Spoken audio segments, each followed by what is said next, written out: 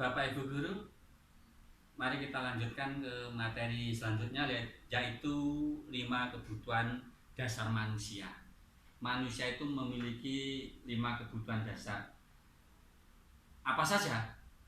Yaitu 1, kebutuhan untuk bertahan hidup. 2, cinta dan kasih sayang. 3, kebebasan. 4, kesenangan. 5, kekuasaan atau power. Nah, siswa pun juga ingin dipenuhi kebutuhan dasarnya. Nah, sebagai contoh ini, Ali merebut makanan temannya. Nah, Nita misalnya ya. Nah, Nita melaporkan kepada ibu gurunya. Ini ya, Ali merebut makanan Nita. Nita melaporkan kepada gurunya. Nah, mari kita analisis kebutuhan dasar apa saja. Nah, yang pertama, kebutuhan dasar manusia itu adalah cinta dan kasih sayang. Ini berkaitan dengan kebutuhan psikologis, kebutuhan untuk mencintai dan memiliki, meliputi kebutuhan akan hubungan dan koneksi sosial, kebutuhan untuk memberi dan menerima kasih sayang, dan kebutuhan untuk merasa bagian dari suatu kelompok. Nah, kebutuhan-kebutuhan inilah disebut kebutuhan cinta dan kasih sayang. Nah, dalam kasus Doni tadi, dia merebut makanan dari temannya. Apa? Misalkan Doni tadi mengharapkan diperhatikan oleh ibu guru. Nah, perhatian inilah disebut dengan kebutuhan cinta dan kasih sayang. Dia mengharapkan perhatian. Itu ya. Jadi kebutuhan Doni jika hanya pengen diperhatikan, pengen mendapat perhatian lebih dari temannya, dari gurunya, itu adalah kebutuhan dasar manusia tentang cinta dan kasih sayang. Kebutuhan untuk diterima, diberi macam. Yang kedua adalah kebutuhan untuk hidup. Nah, kebutuhan untuk hidup ini, misalkan Ali tadi menjawab, saya belum makan, saya lapar, saya pengen sekali mendapatkan makanan. Nah, inilah disebut dengan kebutuhan untuk hidup. Untuk yang ketiga adalah kebutuhan penguasaan, kebutuhan pengakuan atas kemampuan. Nah, dalam kasus tadi misalkan Doni merebut makanan Nita, dia merasa senang. Nah, dengan merasa senang ini dia merasa berkuasa. Ini beberapa kebutuhan manusia memang. Dia kadang merebut hak lain karena dia merasa senang, merasa berkuasa. Inilah kebutuhan penguasaan namanya. Nah, itu ya. Terus yang keempat, misalkan dalam kasus Doni tadi, Doni menjawab bahwa dia sudah bosan makanan yang dia bakal sendiri, bosan dengan makanan yang dia bawa bekal dari rumahnya sendiri. Nah, akhirnya dia merebut. Ini menunjukkan bahwa dia itu memiliki kebutuhan kebebasan. Dia ingin bebas merebut yang lain, bukan hanya dari bekalnya diri sendiri. Ini disebut dengan kebutuhan kebebasan. Yang terakhir adalah kesenangan, kebutuhan untuk merasa senang.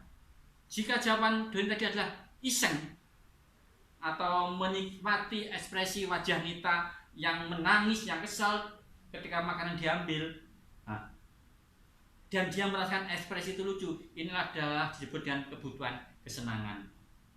Ini tadi beberapa kebutuhan dasar manusia.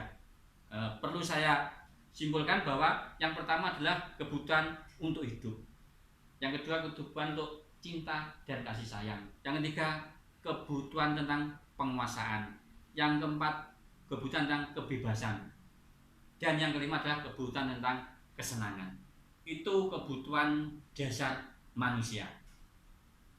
Baiklah, itu mungkin Bapak Ibu Guru bisa memahami berkaitan kebutuhan sambil membayar. Oh iya ya, kebutuhan itu memang seperti itu. Baiklah, kita lanjutkan dengan materi berikutnya, yaitu tentang 5 posisi kontrol yang diperankan oleh seorang guru.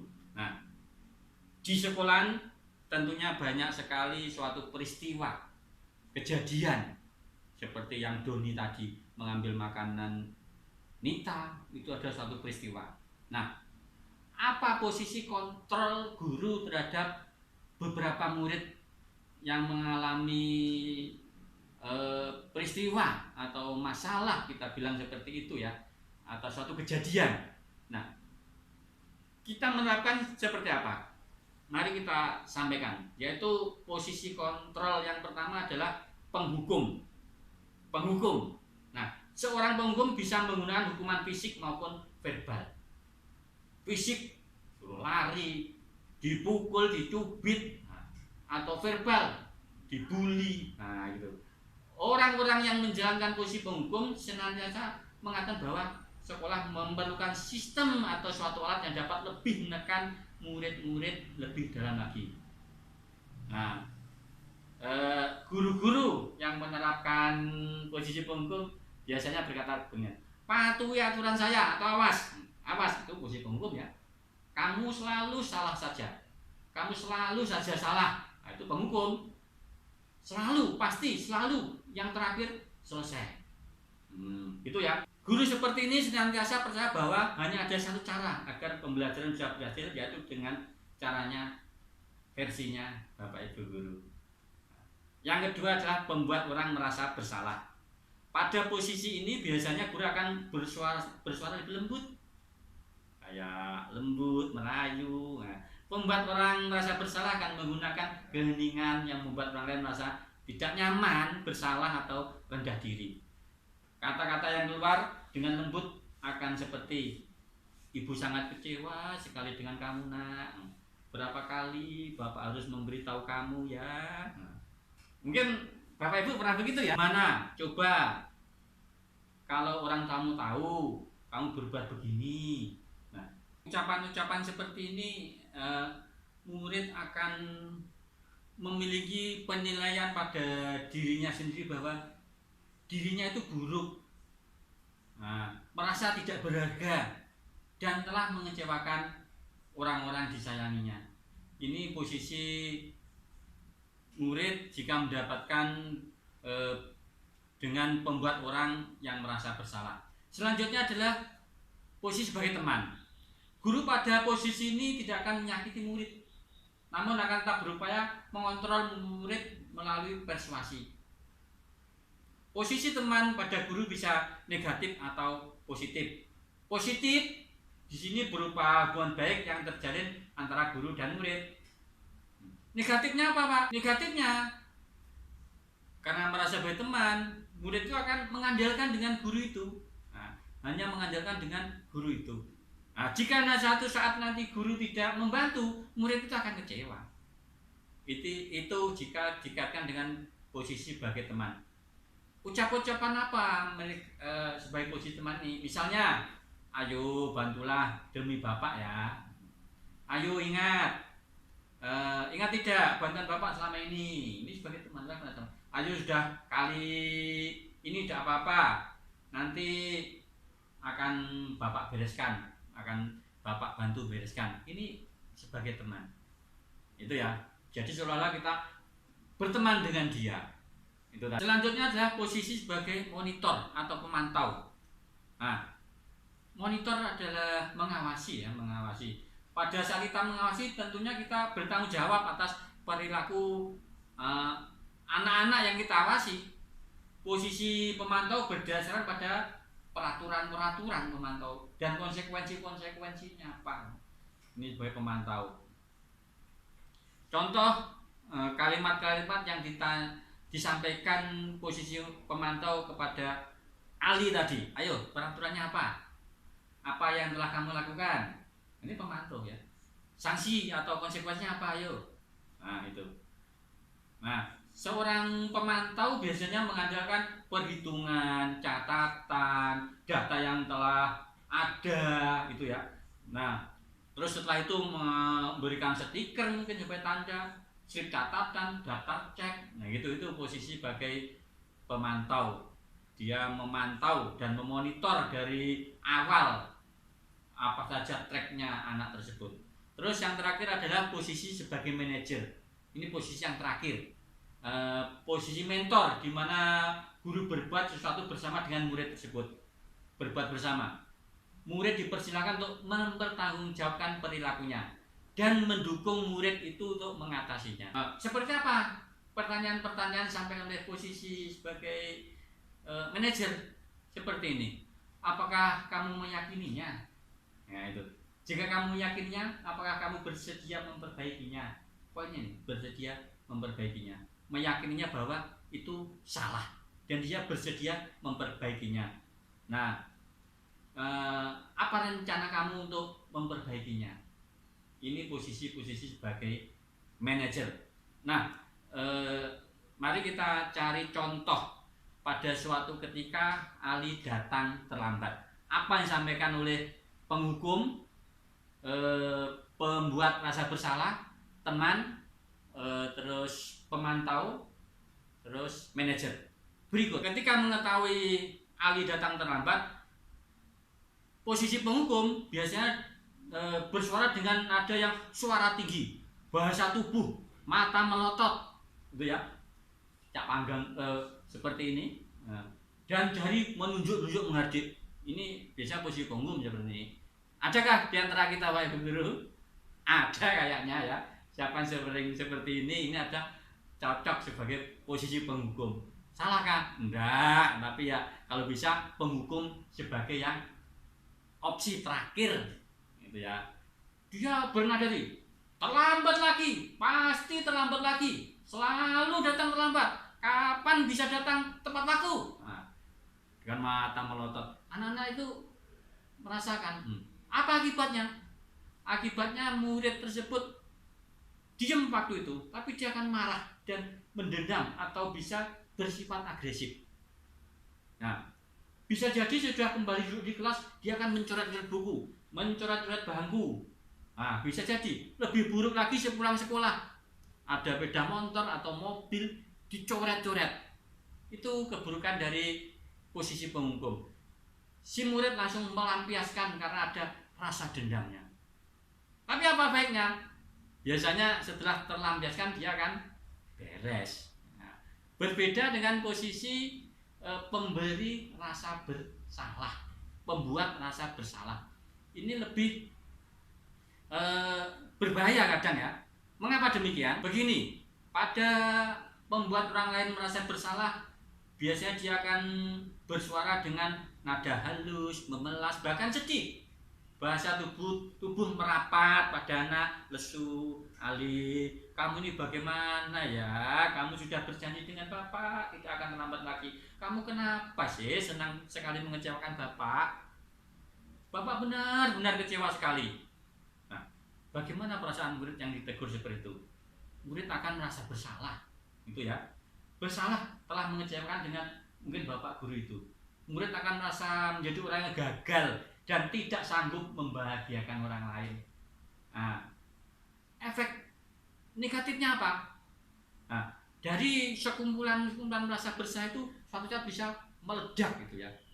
Benar lebih berbahaya dari efek dari penghukum.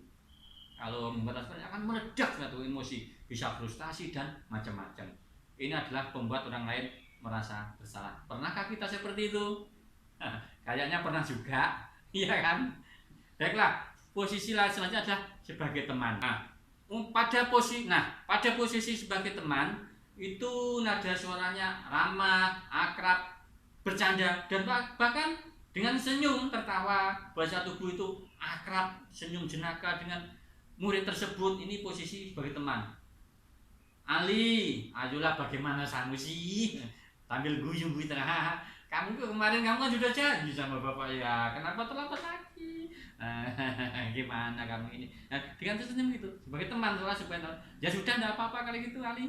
Nanti Bapak bereskan, bantu bereskan, bantu buatkan surat masuk, sudah sana masuk, sudah masuk. Nah, ini kita seolah-olah sebagai teman. Si murid merasa nyaman dengan Bapak itu, merasa enak, mudah dengan Bapak itu. Tetapi efeknya apa? Ketika Bapak itu tidak membantu, sekali lagi Ali ini merasa kecewa. kecewa ya, oh ternyata begini-begini. Ini efeknya dari sebagai teman. Nah, untuk sebagai pemantau, nada suara datar, bahasa tubuh formal. Formal. Ali, tahukah kamu jam berapa kita memulai pelajaran? Mungkin Ali tahu Pak, jam 7. Kamu terlambat 20 menit Ali. Apakah kamu sudah mengerti apa yang harus dilakukan bila terlambat? Ini, apa yang sudah terlambat? Akhirnya Ali menjawab, saya tidak boleh masuk kelas Pak. Nah, mungkin jawabnya itu. Terus mengerjakan tugas yang ketinggalan Pak di luar. Ya, nanti pada siang istirahat kamu harus sudah di kelas dan menyelesaikan tugas yang tertinggal. Ada ini sebagai pemantau. Bagaimana perasaan Ali itu?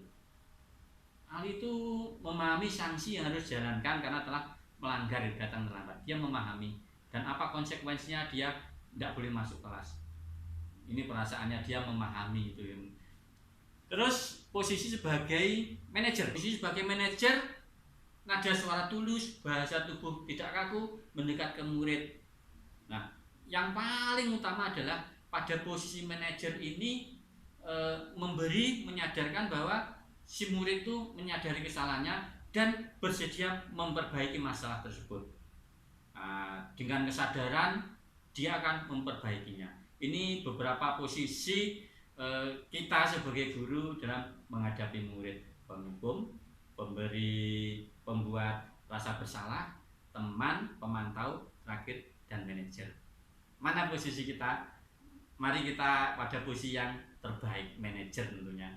Ya paling tidak pemantau. Penghukum kita terapkan jika benar-benar sudah opsi yang terakhir. Begitu Pak Ibu ya. Baiklah, Bapak Ibu ada yang ditanyakan, silakan. Ada yang bertanya? Saya Pak. Ya, Bu Ana silakan. Apa boleh kita menghukum anak ya Pak? Oke, baiklah. Pertanyaan yang bagus sekali dari Bu Ana. Bu Ana menanyakan apakah boleh kita menghukum murid. Nah, memang kita sering melihat anak-anak itu diberi hukuman atau sanksi. Bolehkah demikian? Itu seharusnya tidak terjadi ya Bapak Ibu ya. Mengapa demikian? Hukuman itu nanti pada diri siswa, murid itu menjadi tidak nyaman ya. Dia akan bahkan dalam dirinya akan timbul rasa marah, dendam dan dilampiaskan kepada hal-hal yang bisa dilakukan saat itu. Misalkan mencoret-coret buku, mencoret-coret bangku, atau lain-lain halnya yang kurang bagus sebagai pelampiasan hukuman. Hukuman itu kan tidak sama dengan apa yang diperbuat. Dia kok dapat sanksi seperti ini, hukuman seperti ini kurang baik. Apa yang lebih baik adalah konsekuensi. Kita rubah hukuman menjadi konsekuensi bentuk tanggung jawab atas perbuatannya. Misalkan anak waktu itu tidak menulis, mencatat gitu ya. Seorang guru tahu, loh kok tidak mencatat, lalu apa bedanya hukuman dan konsekuensi? Guru memberikan hukuman berdiri di depan kelas, sambil memegang telinga gitu ya. Nah, ini berupa hukuman, tidak ada hubungannya dengan pelajaran apa yang sampaikan tadi. Ini kurang bagus, tidak tepat. Lebih baik konsekuensi saja. Apa? Karena tidak mencatat, konsekuensinya adalah saya harus mencatat tambahan dari materi ini gitu. Ini ada konsekuensinya. Ada kaitannya dengan apa yang kita sampaikan dalam pembelajaran. Jadi mohon hukuman ditinggalkan, kita ganti dengan konsekuensi. Begitu ya.